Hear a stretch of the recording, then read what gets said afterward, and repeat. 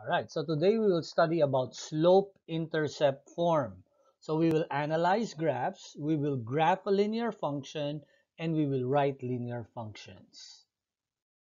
Let's start with this. We have studied this already in the past, okay? We know about slope, right? Slope, the symbol is m. And why is it m? Because it's like the ridges of the mountain. It has angles on the sides, right? And we know it's the rise over the run. Another name is vertical change, like that, over the horizontal change, like that. So it's a ratio, it's a fraction, okay? And if you want to write it in formula form, it is m is equal to y2 minus y1 over x2 minus x1, okay? Whereas there are 2 points, point 1 would be the x1 y1, point 2 would be the x2 y sub 2, okay? Now, and we learned also from the Mr. Slopey man, right? Mr. Slopey man, that an angled, a line that looks like that is positive. Left to right going down is negative. The nose, the vertical, is undefined. And the mouth, put the dimples on the sides, that's a zero slope. See this? Positive, negative, zero, and undefined. We are just reviewing the past lesson. Now, there's a new term that we're going to learn. Whenever you draw a line in a coordinate plane, if you extend that line, it will always pass through the y axis, and this is the y-axis, all right? It is important here when we name an equation that we know what is the y-intercept. Y-intercept, the symbol is b. Why is it b? It should be y, not b, right? Because I'm just thinking of it, maybe it's where it bumps. Where does the line bumps the y-axis, all right? Look at this. It touches, let's start with number 1. It touched it at 0, negative 2. But the y here will be just the negative 2. The y will just be the negative 2. You don't need to name the 0. Here, this line touched the y-axis at 2, right? At 0, comma 2. You can just name the y as 2. You don't need to name the 0. Here, you could see number 3, it touched the y at negative 1, 2, 3, 4, 5, 0, negative 5. But the y value, the y-intercept is negative 5. Again, the next one here, it touches the y at 2, positive 2. So the y is equal to 2. I don't need to write down the 0, comma 2. Here, it touched the y at what? Here, at negative 3. So y equals negative 3. Okay, how about this? It touched the y again at negative 3. So that's the y-intercept. Okay, the y-coordinate of the point where the line, curve, or surface intersects the y-axis. Now we'll put them together. Remember the slope, the rise over the run, and then the y-intercept. Every time we have a line, it should form an equation which is called the y-intercept form. Okay, this is a very important formula. Y equals mx plus b, where m is the slope and the b is the y-intercept. Okay, now let's look at the middle example. Okay, let's start with the rise over run. I could look at the rise over run as rise of 1, 2, 3 over 1, right? 3 over 1. I could name it as 3 over 1. If you name it the other way, it is negative 3 over negative 1, which is equal, right? So the slope is 3 over 1, or simply 3. Now, if you look at the y-intercept, it touched the y-axis at this point. And what point is that? That is point positive 2. Okay? So guess what? I write it down as like this. Follow your format. Y equals mx plus b. All right? So instead of writing m, I write down my slope, which is, what is my slope? My slope is 3. Instead of writing b, what is my b? It's a positive 2. So I write my equation now. Y is equal to 3x. Be sure you have that x plus 2. There you go. That's now the equation of this line. That is the name, that is the equation that will generate points which are all within the line. Now, again, let's review. The y is the dependent variable, the output or the unknown. The m we know is the slope. Other name for slope are rate of change, constant rate of change. Now, the b at the end is the y-intercept. Another name is the starting point, initial value, and the constant number. And then that x is the independent variable, the input or the known value. Okay, so remember this. Now, we'll have three objectives for today: to graph first and then to name the equation. Let's start with graphing first. So, we have this equation. This equation will help me generate, this is the input, and this is the output. Okay, so I will use this equation. If my x is negative 2, what will be my y? Check this out. I plug in the negative 2 here. See, I just follow my equation. So that's negative 2 times 2 is a negative 4 plus 1. It's going to be a negative 3. Okay, instead of writing the x, I write negative 1. Okay, please check, where did I get those numbers? I simply substitute the values for x. See that? So 2 times negative 1 is negative 2 plus 1 is negative 1.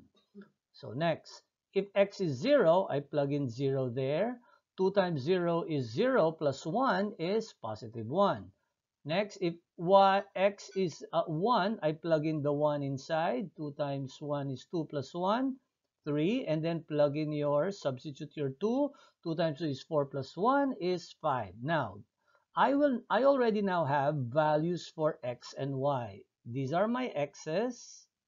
Those are my input, and these are the output. Okay, the output came from following the equation, the linear equation.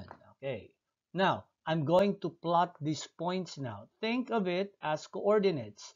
Let's start with negative 2, negative 3. That point is this one. Next, check, how about negative 1, negative 1? There you go. Negative 1, negative 1. How about 0, positive 1? There you go. How about 1, comma 3? There you go. And how about 2, 5? 2, 5. What have you noticed? What have you noticed? Look at the points. All the points are in a straight line. See that? That's why this equation guarantees that all the points will be in the straight line, and all these x, y points are within that straight line. Okay, so how did I get that? By using a table of values. How did we do that? Okay, solve for the y value, knowing the x, and then plot the points. Plot points, and then what did we do next? We connect them.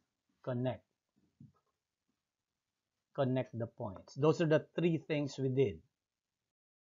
Now, for this next example, actually it's the same equation, but now we will graph it without using the table of values. Wow, wouldn't you like that? That's easy, right? Because we know that the equation y equals mx plus b is already shown here. That means my m, let me highlight it. My m is what value? 2. My b is what value? Positive 1. So let's write it down. My slope, let me use a black ink. My slope is 2. I'll make it a fraction, 2 over 1. Okay, that means, where did I get that? From these two. Okay, that means the rise is 2, and the run is 1. Okay, and what else do I know? My y-intercept, my b, is equal to 1. Okay, so I will start by plotting b equals to 1, meaning the y-intercept is 1. Where is 1 in the y-axis? 1 is over here. Okay, that's where you start. I plot that point over there. Okay, next. I follow my slope. What does the slope say? Do a rise of 2 and a run of 1. That means I rise go up. Rise positive going up. Rise of 1, 2, and run is a positive to the right. Okay, so that's the second point. Now, it would be nice if I have more points. Rise of 1, 2, run of 1. See that? One more. Rise of 1, 2, run of 1. If you have at least 2 or 3 points, you can just connect them, and then you will already see the what? The line. See that? So again, for this strategy, plot the y-intercept first, and then follow your rise over run. And where did we get it? From the equation. The number before the x is the slope, and this number here at the end is the y-intercept. Now, we will name the following linear equation, again, just by looking. So the y-intercept is what? Let's recall all the y-intercept first. 1, 2, 3. So b is equal to 3. Next, I want to know the rise over the run. Okay, what have you noticed? There's a point here. There's a point there. Rise of 1, run of 2. Rise of 1, run of 2. Every point is rise of 1 and run of 2, right? Rise of 1 and run of 2. So that's a rise of 1 and run of 2. Now I know the m and the b. What will I do next? Follow your equation. Y equals mx plus b. So instead of writing m, what do I write? 1/2. Where did I get that? From here. Instead of writing b, where did I get b? Plus 3. Okay? Is that example clear? Let's try in the next example, number 4. The obviously the red one, the b is what? The b is 1, negative 1. Okay? All right. Now, left to right. What have I observed from left to right? From here, that's a point. There is another point there. All right, it's far away, right? This and that. So how many going down? 1, 2, 3, 4, 5. A rise of a negative 5 going down, and a run of 2 to the right. So negative 5 over 2. I can also see it in another way. I could see it, I cannot because it's going down. I think that's enough. So now I know I will write down my equation in the form y equals mx plus b. Instead of writing m, what do I put? My negative 5 over 2. My y-intercept is negative 1, so I put minus 1. See that? You can name a line just by looking at it. Now, for the next one, let's try this. So the y-intercept is at negative 5. See that? The one in red. Next, let's look for another point that is exactly on the coordinate. I see this. No, maybe this. No, it's not exact. Not this one. This is exact, and the next exact point I think is this one. All right? It's more consistent. So let's count. 1, 2, 3, 4, 5, 6, 7, 8. A rise of 8 and a run of 3. Okay, so my slope is 8 over 3. Leave it as a fraction. And how do I write it? See that? Put that for the slope, minus 5 for your y-intercept. Okay, last. Let's look at this. My y-intercept is negative 3. Now, let's find another point here which is exactly on a coordinate. If I choose this, it's not exact. Which is exact? This one, I guess, right? This one. Rise of how many? Rise of 1, 2 going down, therefore negative 2. To the right is 1, 2, 3, 4, 5. 5. So write it down as negative 2 over 5. Remember, a slope of negative goes like this. All right, so that's the correct one. So I write it down in my slope formula. Wait, how come it's a negative 9? Let's try. Oh, because it's saying that it's not exactly on the point. Let's check. Negative 4, 1, 2, 3, 4 goes down here, and then 9 going over there. 1, 2, 3, 1, 2, 3, 4, 5, 6, 7, 8, 9. It's saying that the point actually touches there. All right, I think that's more accurate. So not this. It is negative 4 going down negative 4 and then 9 to the right. So now it's more accurate. Negative 4, negative 4. Let me erase that. This is a negative 4 over 9, right? So this goes there, and the negative 3 goes there. So remember that. You can name a line by looking at the y-intercept and the slope, and then write it down as an equation. So these are the equations of the line just by inspection. Now, these are Edgenuity examples based on the graph line below, which describes the relationship between the values of the y-intercept and the value of the slope. So I need the, the y-intercept, the b. I need the value of the slope, the m. Okay. Obviously, the b is the where it bumps the y. Bumps the y-intercept. Okay, so if you look at this is the y-intercept. It's between 2 and 4. What is between 2 and 4? You know it's a 3. Okay, so which one has a y-intercept of 3? This one and this one. So I'm not going to choose you. I'm not going to choose you. All right.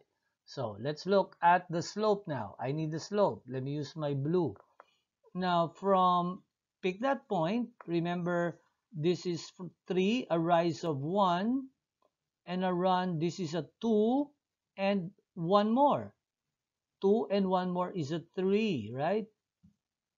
Rise of 1 and run of 3. Rise of 1 and run of 3. Rise of 1 and run of 3. It's always a rise of 1 and a run of 3. Rise, rise 1 and a run of 3. So in short, 1/3. Which one has a 1/3? This has the 1/3. All right, so this is the correct answer. Okay, now for this example, it's easy because you already know the b and the m. So remember your equation should look like this. Y equals to mx plus b. So m will be replaced by negative 2 and b will be replaced by plus 5. So which one has a negative 2x plus 5, since 5 is positive, so plus 5. So which one is that? Obviously, it's this. All right, that's easy.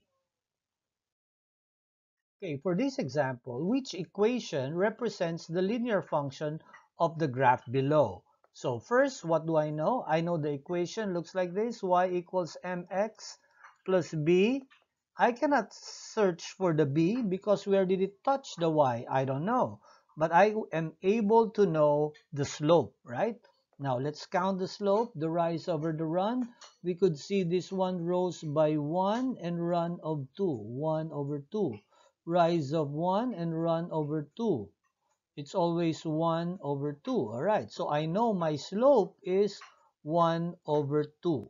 Okay, so my equation will look like this. Y equals 1 over 2 or 1 half x, 1 half x plus b. Oh, where will it bump?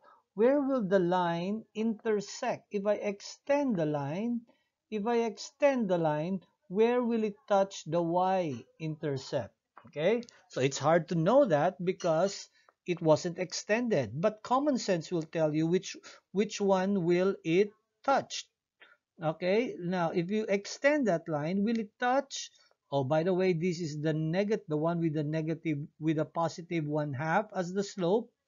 The slope is 1/2, so it's either this or this. And if I extend that line, will it be a negative or a positive 4 or a negative 2?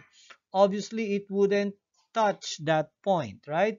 It will only touch this point. So the equation is this one. Okay, got it? Good. Marcella plots two ordered pairs in the grid below. So there are 2 points already in this graph. Okay, you see 8, 6 and 6, 2. The line segment is extended. So this line will be extended, but we don't know, to the top and to the bottom. Definitely it will touch the x. And if you keep on extending that, it will definitely touch the y. All right. But what is being asked? What is the location of the y-intercept of the line? Okay, so you know it's definitely down here, right? Down here. If it's down there, is it possible to have a 0, 5? 0, 5. So definitely you're out. Okay, so our choices are this: 0, -22, or 0, 10, -10, or 0, -5. So how shall we do it? Okay, so first I solved for the slope. So slope is equal to y2 minus y1 over x2 minus x1. Or you can just do inspection, right? Just by looking. A rise of 1, 2, 3, 4, and a run of 2. A rise of 4, and a run of 2. And that's already proven because what? 6 minus 2 is a 4, and 8 minus 6 is a 2. Okay, so the slope will be what? 4 over 2. You can simplify that as 2 over 1. Okay, m is equal to 2 over 1, or simply 2. Now, I need a y-intercept. In this case, you will need a second formula. Remember, the equation should be y equals mx plus b. Yeah, so y, write it down, y is equal to the slope. I already know that the slope is 2. Write x plus b. All right, where did I get that 2? That 2 came from, these 2 came from the slope. Now, check this out. This x and y value could be any of these two, 8, 6 or 6, 2. Okay, so let's try to use x as 8 or y is equal to 6. You can use the other point or this point. Now we're using this. Okay, so let's plug it in. Instead of using y, I use 6. Instead of using x, I will use 8. Okay, next. Right, bring down the equal sign. Bring down the 2 times 8 plus b. Guess what? The b is now the missing value. Okay, so I can solve now. Continue here. 6 is equal to 8 times 2 is 16 plus b. How can b be alone? Subtract 16 on both sides. Subtract 16 on both sides. That cancels out. The answer would be b is equal to -10. So meaning b, the bump, the y-intercept is a -10. And if the y-intercept is -10, that's going to be 0, -10. Okay, so this is the challenging part. We use the slope formula and then we use the equation of the line together.